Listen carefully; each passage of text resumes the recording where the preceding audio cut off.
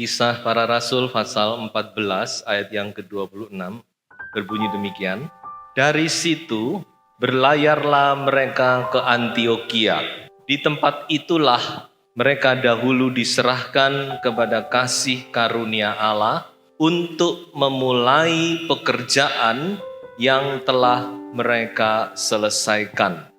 Saya tertarik dengan perkataan memulai sesuatu yang sudah diselesaikan. Ada permulaan, harus ada penyelesaian. Amin. Ada permulaan, harus ada akhir. Kita memulai sesuatu, kita harus bisa menyelesaikan. Itu juga dinasehatkan oleh Tuhan Yesus di dalam Lukas pasal 14. Makanya dikatakan sebelum memulai, kita perhitungkan bisa tidak menyelesaikan. Sebab kalau tidak bisa, nanti kita dipermalukan. Ada permulaan, kita harus bisa menyelesaikan, saudara-saudara. Di dalam ayat ini dikatakan Paulus dan Barnabas, mereka menyelesaikan apa yang sudah mereka mulai dan telah mereka selesaikan dengan baik, saudara-saudara. Umat Tuhan, seringkali kita bisa memulai, kita tidak bisa menyelesaikan. Nah, ini yang terjadi pada zaman Zerubabel. Kalau saudara membaca di dalam kitab Esra, kita tahu bahwa Esra dan Nehemia itu menceritakan bangsa Israel setelah pembuangan di Babel. Mereka kembali untuk membangun bait Allah. Nah, apa yang terjadi saudara-saudara? Coba kita lihat di dalam Esra pasal 3 ayat yang ke-8. Pada tahun yang kedua, jadi ceritanya rombongan ini pulang ke Yerusalem, diperintahkan oleh Raja Persia waktu itu. Mereka pulang untuk membangun bait Allah di bawah pimpinan Zerubabel. Pada tahun yang kedua, sesudah mereka sampai ke rumah Allah di Yerusalem, dalam bulan yang kedua, maka Zerubabel bin Sealtiel dan Yesua bin Yosadak beserta saudara-saudara mereka yang lain, yakni para imam dan orang-orang Lewi, dan semua orang yang pulang ke Yerusalem dari tempat tawanan, memulai pekerjaan itu. Kerjaan apa ini? Yaitu membangun rumah Allah yang sudah dihancurkan 70 tahun yang lalu oleh Nebukadnezar. Mereka mulai bangun. Ada satu permulaan yang baik.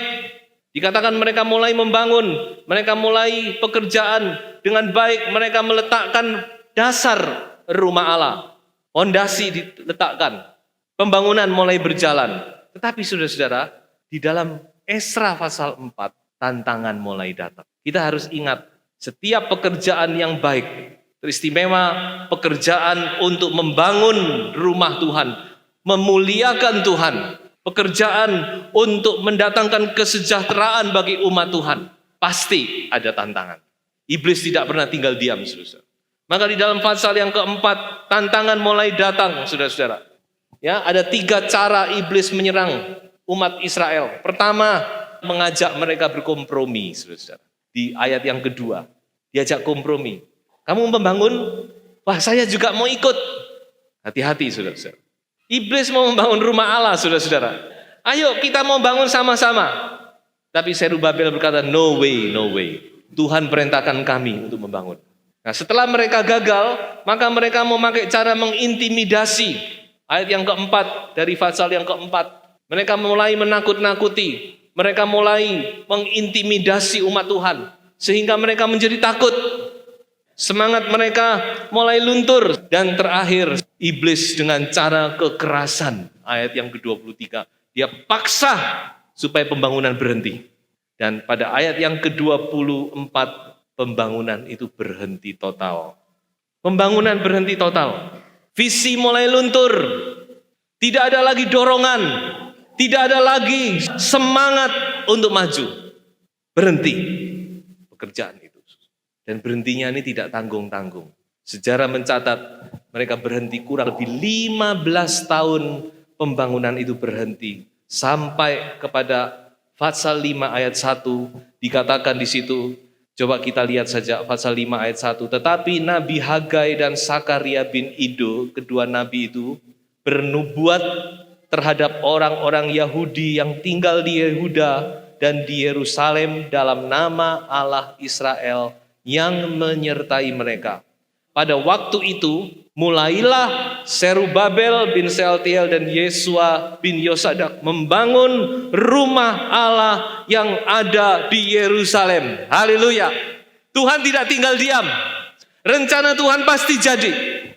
Manusia boleh gagal, tapi Tuhan tidak pernah gagal, saudara-saudara. Ketika Tuhan melihat rumahnya terbengkalai, maka dia tidak tinggal diam.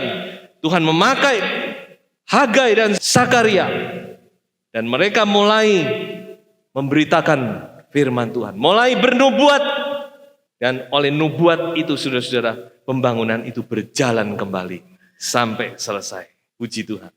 Tuhan tidak mau melihat rumahnya separuh jalan. Nah, saudara-saudara, kalau kita lihat isi daripada nubuat khususnya Hagai, maka dari nubuat ini, saudara-saudara, ada 3 hal yang penting yang harus kita perhatikan. Yang pertama, kita baca itu di dalam Hagai pasal 1 ayat 9. Kamu mengharapkan banyak, tetapi hasilnya sedikit. Dan ketika kamu membawanya ke rumah, aku menghembuskannya. Oleh karena apa? Demikianlah firman Tuhan semesta alam. Oleh karena rumahku yang tetap menjadi reruntuhan, sedang kamu masing-masing sibuk dengan urusan rumahnya sendiri. Yang pertama, Tuhan itu sangat peduli dengan rumahnya.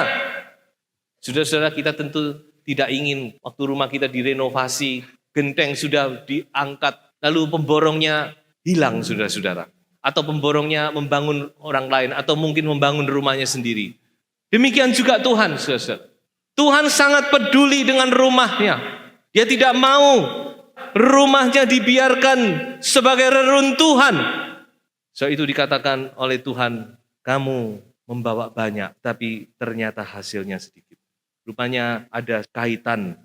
Ya, yang kedua ini yaitu Tuhan memberkati orang yang memperhatikan rumahnya. Ada kaitannya kalau kita memperhatikan rumah Tuhan dengan berkat-berkat yang kita terima. Tuhan memberkati orang yang memperhatikan rumahnya. Coba kita baca di dalam pasal 2 ayat yang ke-19 dan ayat yang ke-20. Perhatikanlah, mulai dari hari ini dan selanjutnya, mulai dari hari yang ke-24 bulan ke-9, mulai dari hari diletakkannya dasar bait Tuhan, perhatikanlah apakah benih masih tinggal tersimpan dalam lumbung, dan apakah pohon anggur dan pohon ara, pohon delima dan pohon zaitun belum berbuah. Perhatikan, mulai dari hari ini aku akan memberi berkat. Mulai kapan itu, saudara-saudara? Ketika mereka mendengar firman Tuhan, lalu mereka mulai bergerak membangun rumah Tuhan. Maka Tuhan berkata, mulai hari ini coba kamu lihat, buktikan kalau aku tidak memberkati kamu. Saudara, Tuhan akan memberkati orang yang memberkati rumahnya. Tuhan akan memperhatikan orang yang memperhatikan rumahnya, saudara-saudara. Tapi sebaliknya, kalau kita bersikap acuh tak acuh, kita tidak peduli, saudara, maka kita akan menderita kekurangan dan kerugian. Jadi yang kedua, Tuhan memberkati orang yang memperhatikan rumahnya. Yang ketiga, Tuhan membela pembangunan rumahnya. Hagai pasal 2 ayat 5. Tetapi sekarang kuatkanlah hatimu, hai Serubabel. Demikianlah firman Tuhan. Kuatkanlah hatimu, hai Yosua bin Yosadak imam besar. Kuatkanlah hatimu, hai segala rakyat negeri. Demikianlah firman Tuhan. Bekerjalah, sebab aku ini menyertai kamu. Demikianlah firman Tuhan semesta alam. Sesuai dengan janji yang telah kuikat dengan kamu pada waktu kamu keluar dari Mesir, dan rohku tetap tinggal di tengah-tengahmu. Janganlah takut, sebab beginilah firman Tuhan semesta alam. Sedikit waktu lagi, maka aku akan menggoncangkan langit dan bumi, laut dan darat. Aku akan menggoncangkan segala bangsa, sehingga barang yang indah-indah, kepunyaan segala bangsa datang mengalir. Maka aku akan memenuhi rumah ini dengan kemegahan, firman Tuhan semesta alam. Kepunyaan kula perak dan kepunyaan kula emas. Demikianlah firman Tuhan semesta alam. Tuhan membela, saudara-saudara. Jangan takut. Kita lihat keperluannya begini banyak. Dari mana? Saudara-saudara perhatikan. Emas dan perak itu punyanya Tuhan. Amin. Tuhan yang berkuasa, saudara-saudara. Dia mau mengalirkan kemana berkat-berkat itu. Ada di tangan Tuhan. Sebab itu saudara-saudara, yang penting kita bekerja saja. Tuhan menyertai kita. Tuhan pasti akan mencukupi. Tuhan pasti akan membela. Tuhan kita adalah Tuhan yang memulai dan menyelesaikan pekerjaannya. Coba kita baca beberapa ayat. Kita baca dari Tuhan Yesus. Yohanes pasal 4 ayat 34. Kata Yesus kepada mereka, makananku ialah melakukan kehendak Dia yang mengutus aku dan menyelesaikan pekerjaannya. Yohanes 17 ayat yang keempat. Aku telah mempermuliakan engkau di bumi dengan jalan menyelesaikan pekerjaan yang kau berikan kepadaku untuk melakukannya. Doa Yesus. Kalau kita menyelesaikan pekerjaan Bapa, maka kita memuliakan Bapa. Saudara-saudara. Yohanes 19 ayat 30. Sudah Yesus meminum anggur asam itu, berkatalah ia, sudah selesai. Lalu ia menundukkan kepalanya dan menyerahkan nyawanya. Kita lihat saudara-saudara. Tuhan Yesus memulai dan Dia menyelesaikan. Dia tidak separuh jalan. Karya keselamatan Tuhan selesaikan tuntas, sudah genap. Itulah teriakan terakhir, sudah selesai. It is finished. Sudah selesai, sudah aku selesaikan semua. Paulus, coba kita lihat di dalam Kisah Para Rasul 20 ayat yang ke-24. Tetapi aku tidak menghiraukan nyawaku sedikit pun, asal saja aku dapat mencapai garis akhir dan menyelesaikan pelayanan yang ditugaskan oleh Tuhan Yesus kepadaku untuk memberi kesaksian tentang Injil kasih karunia Allah. Paulus dia mengarah kepada tujuan, ya, dia tidak goyah. 2 Timotius pasal 4 ayat 7 dan 8. Sebelum dia mati, ini suratan terakhir dari Paulus. Aku telah mengakhiri pertandingan yang baik. Aku telah mencapai garis akhir. Dan aku telah memelihara iman. Sekarang telah tersedia bagiku mahkota kebenaran yang akan dikaruniakan kepadaku oleh Tuhan, hakim yang adil pada harinya. Paulus juga menyelesaikan pekerjaannya. Sudah dia tidak separuh jalan. Dia memulai, dia menyelesaikan. Sampai kepada garis finish. Dan Tuhan mau kita menyelesaikan pekerjaannya. Mari kita baca sebagai ayat terakhir. Ini nasihat Paulus tapi perlu kita baca. Cocok sudah bagi kita ya. 2 Korintus pasal 8 ayat 10 sampai ayat yang ke-12. Inilah pendapatku tentang hal itu yang mungkin berfaedah bagimu. Memang sudah sejak tahun yang lalu kamu mulai melaksanakannya dan mengambil keputusan untuk menyelesaikannya juga. Maka sekarang selesaikan jugalah pelaksanaannya itu. Hendaklah pelaksanaannya sepadan dengan kerelaanmu dan lakukanlah itu dengan apa yang ada padamu. Sebab jika kamu rela untuk memberi, maka pemberianmu akan diterima. Kalau pemberianmu itu berdasarkan apa yang ada padamu, bukan berdasarkan apa yang tidak ada padamu. Waktunya tidak banyak, saudara-saudara. Mari, apa yang kita sudah mulai, kita akan selesaikan. Supaya ada sukacita di rumah Tuhan.